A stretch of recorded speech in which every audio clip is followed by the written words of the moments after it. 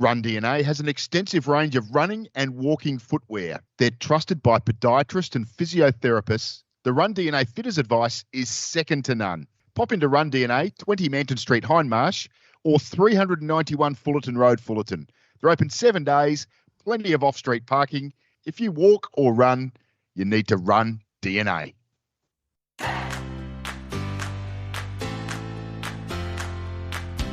Fair or Farce, Sophie and Ben challenge each other with their sporting conundrums. I have the new ball, and that's because Wallace isn't here to just apportion it out evenly, so I'm just going to take all of the credit and none of the responsibility. Here it is for you. Port Adelaide will not admit it, but they must now go through a serious rebuild. Fair or farce? I mean, surely Port have to admit it. They missed finals and it's clearly time for a bit of a rebuild. So I'm going fair here. I mean, inherently, Ken Hinkley is out, right? A new coach, new game plan, Josh Carr. There's 9 spots now through retirements and delisting. It's going to be a very active trading period for Josh. Look, it was their worst year under the Hinkley coaching, I think. Their stats say that. And look, it's well documented that they struggled. I'll give it to them. There was a lot of injuries this year. Stars such as Sam Powell-Pepper sat out for injuries for a lot of the year. So look, maybe if those didn't happen, it's a better year for them. But look, I think it's a rebuild for Port for sure. Completely disagree. I think this is a farce. I actually like Port Adelaide's list. It's not perfect, but it's competitive. They've got a decent, cheap ruck in Jordan Sweet. Butters is an elite midfielder. They've got Rosie and Jason Horne-Francis in there.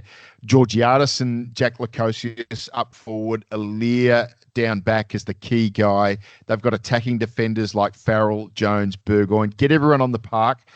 I think they've got a lot of solid roots. Injury aside, they're a decent list. It would be a waste to go nuclear on it now. Farce. They don't need a serious rebuild. They just need a little bit of a touch-up. They'll be all right. I reckon they can make the 8 again next year if they have a crack. Yeah, good points, Hookie. I do agree they do have a good core group, but I'm sticking to my guns. Rebuild it is. All right, Hookie. Yesterday we learned Connor Rosie and Jordan Dawson are SA's highest paid AFL footballers. Nobody cares about how much these guys are paid. Fair or farce? Oh, do we care? Yeah. We care. Of course we care. We care massively. This is the biggest sport in Australia, and any fair assessment of anyone in the competition involves what they're inherently worth. We should know. We should know what they're getting. And in the case of transferred players, we should know who was footing the bill. I mean, I always laugh about Brodie Grundy, who is the ruckman at the Sydney Swans. He went from Collingwood to Melbourne to the Sydney Swans. I want to know who's paying the wages of this bloke. So he was on an enormous contract at Collingwood. It got picked up by Melbourne, and then it got handed over to Sydney. Now, he's an All-Australian player this year. Well, he missed out on All-Australian. He's very unlucky, but he was in the All-Australian squad. He's probably on $900,000 to $1 million, $900,000 to $1 million a year. No one really knows. But imagine if the Sydney Swans are only spending maybe a third of that wage on Brodie Grundy, and they've got an All-Australian squad ruckman. I want to know. I think fans like me who pay the wages deserve the disclosure. And I actually reckon, Soph, it probably shouldn't stop there either. Do you know about Champion Data? Champion Data is the organisation that provides this incredible array of statistical information that isn't available to the public. It's only the right holders and major media that get access to it. Why? I mean, I buy KO. I watch the ads on Channel 7. I pay for my footy tickets most of the time, not all the time. So I just reckon that I should have access to Champion Data stats. There are so many people who are very, very statistically minded who could use the information, who deserve it because they invest in the game. And look, while I'm at it, relates to you and me, right? So imagine that you and I decide that we're going to do Sophie and Hookie's AFLW show or AFL show, and we decide that we want to put it on YouTube. And if we talk about Ebony Marinoff, for example, we want to show some nice vision of Ebony Marinoff. But if we lift that vision and put it up and make money out of it on YouTube, we get copyrighted by the AFL for lifting what is their vision. because we don't own the vision.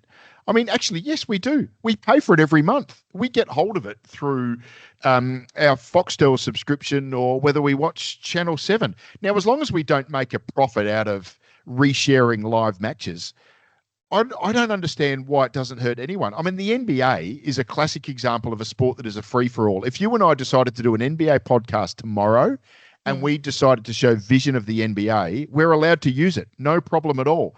The PGA Tour, on the other hand, they hide behind this thing called a DMCA, Digital Millennium Copyright Act. And any people like us who are just trying to promote the sport, they lose access to the vision. They get their credentials revoked because they use that vision. That's kind of the way the AFL is heading, and I think it is completely wrong. I know what you're going to say here. You're going to say you didn't answer the first question.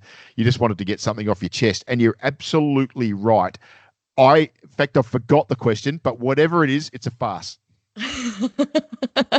Look, I wasn't actually going to say that. I was really enjoying that rant.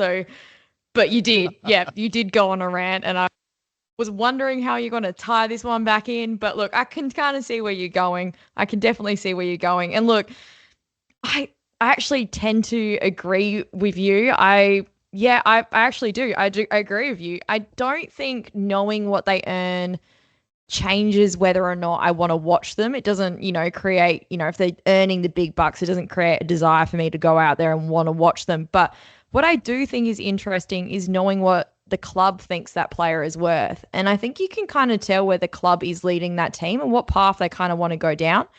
And the only other thing that I would add to your rant is Australians love sport and we do hold our athletes at a very high standard. And I think when you support a club, these athletes in turn represent you. And I think it's kind of important to know how much that club is paying them and how much we should be putting them on that pedestal, or not necessarily, putting them on a throne, but kind of knowing what we should be expecting from them in terms of the club. It's a fair point. I think the only argument against publicising AFL player wages is that 99% of the people in the media are going to use that as a wedge against the player. They're going to say, he's on $600,000 a year and he's only got 4 kicks and 3 handballs and 2 marks in this game. And there'll be, all of those arguments. Oh, that's like, he got $100,000 a kick for that week. That's ridiculous. It's not quite that much, but you know what I mean? There will be an element that will just use those numbers as a way to denigrate the player. And I'm uncomfortable with that side of it. But I think that's sort of part of the swings and roundabouts of these enormous salaries that is driven by the fact that organisations pay huge TV rights, and they pay huge TV rights because we essentially pay the freight, you and I do so. And I think it is incumbent upon the AFL, therefore, to share the information. So a couple more to get us out. I love this one that I thought about. Netball Australia's pursuit of a new rights deal featuring the potential for free-to-air coverage is perfect timing for a sport on the rise. Fair or farce? Let's just appreciate for a second just a slight little pat on the back for yourself. I guess someone's got to do it for you, Ben, so you might as well do it yourself. I don't get any from you, let's be honest.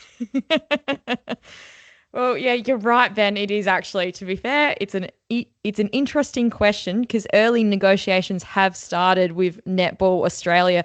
Fox Sports, their deal is due to expire. I think it was about a $35 million deal that they had. And look, Netball Australia is looking to return to free to air. Look, I think it is good timing. I'm going to say it. I think it's going to expand their audience and make them be able to reach out with the free to air scheme. There's been a recent addition of the Silver Ferns during the free agency period, and this has completely strengthened the competition. I know that our Thunderbirds have picked up some Silver Ferns, and that's incredible. I think the game is building. I think spectatorship is increasing. And look, I think there's something really special if all people can access it for free to air and they can just click on the TV and maybe the netball's playing and they just sit down and start watching it. I think it's a good thing and I think it's good timing. Hard disagree. This is a terrible time to be trying to negotiate a rights deal for a sport like netball. They're putting on a brave face, but I fear for their next deal. AFL footy isn't the issue. It's the NRL that is coming for every possible cent that is on the table for sporting rights deals right now. Their current deal expires in 2027. They've currently got 8 games a week because they've got 17 teams. So 16 teams play, one team has a bye. They've got the Perth Bears that'll come in 2027 and a Papua New Guinea team that comes in 2028, I beg your pardon. So they'll have 9 games by 2027. They'll be asking for a far bigger piece of the pie. They'll have their hand out. They're already courting DAZN, who are the owners of Fox and KO and the pay TV arm. Mm-hmm. And then they've got this remarkable thing that no one else has in free-to-air coverage, and that's State of Origin.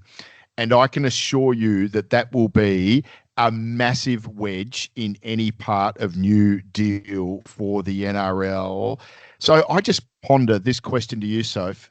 Yes, I think it's wonderful that they're trying to get back into the free-to-air market. I think that's really important for a sport like netball. But how much money is going to be left on the table for a relatively minor sport when the AFL has already done it and the NRL is about to take everything that is on the table, the plates, the knives, the forks, the placemats, the coasters, you name it.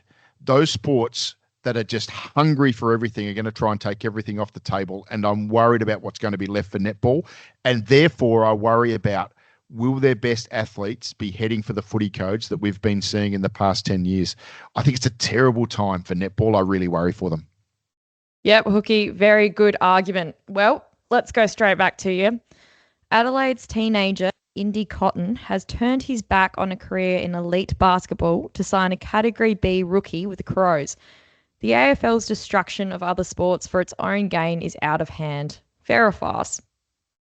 Yeah, I read about this story. Indy Cotton is the son of Jared Cotton, who's been a big name in SNFL footy, played a little bit of AFL footy, coached Norwood not once but twice, and I've worked quite a bit with the Norwood Football Club, so I know Jared really well. Lovely bloke. Know a little bit about his son, star basketballer. He's given that away. He's a Category B rookie for the Crows. This is fair, Soph. A special spot on a list for any athlete pilfered from another sport, I just find it's a bit cheeky. It's not the most egregious thing the AFL does, and I can kind of understand that when you're in the market for talent and you've got a lot of cash, handing young talent money to give up the sport that they're probably better at because you might be able to develop them into something else is a really clever, slightly crafty, slightly cheeky way of going about it. It's a bit of a rocky slope. So, yeah, fair. It's probably getting out of hand. I do worry about it. But at the same time, I kind of secretly admire it. And he might end up being a 150-game star for the Adelaide Football Club, Indy Cotton, and you can't argue with the fact that they've gone and ripped him out of basketball when they have done. What do you think? Yeah, look, it's a very good point that you make. And look, this happens in so many sports. If we turn over to America and we just look at American football, basketball, and baseball, I mean, it happens there as well. Your point is very well made. That is actually something I did not think about. American football does it to Australian football all the time. They have wonderful arrangements in place that people who would never go to college suddenly end up with college scholarships and getting degrees out of the fact that they can boot a ball 60 yards down a field. So you have identified something that I did not think about. It's a very good point. Where's Wallace when you need him? And I need a copy of this recording. Oh, my Lord. But look, that is exactly Who my knows point. if we've actually got one. Exactly. This might not be recorded, so it might not be there for me to listen back to. But look, again, and I look at Indy Cotton, and I think inherently there's more opportunity in AFL. It's only played in Australia with 18 teams, 22 players per team, not including the amount on a squad. And look, I don't think it's destroying our sport. It's not damaging it. There's ebbs and flows. Look, I don't think it's getting out of hand. Sorry, Hookie. No, look, I find it hard to argue with there, Soph. I just think it's cheeky. It's not diabolical. But, yeah, in a country like Australia where you're trying to feed what's ultimately going to be 20 teams, when we see Tasmania and another team, whether it's out of Canberra or Darwin or whatever it is, a third team out of Perth, and that's probably 10 years away. You've got to find the talent somehow, and taking it off other sports if you can't develop them yourselves from a kid probably makes sense. Well done. Love that. Can I wrap you up with Hookie's Power Rankings for the week? You can definitely can. I'm looking forward to it. Are we having 20? Are we having 30? Who knows?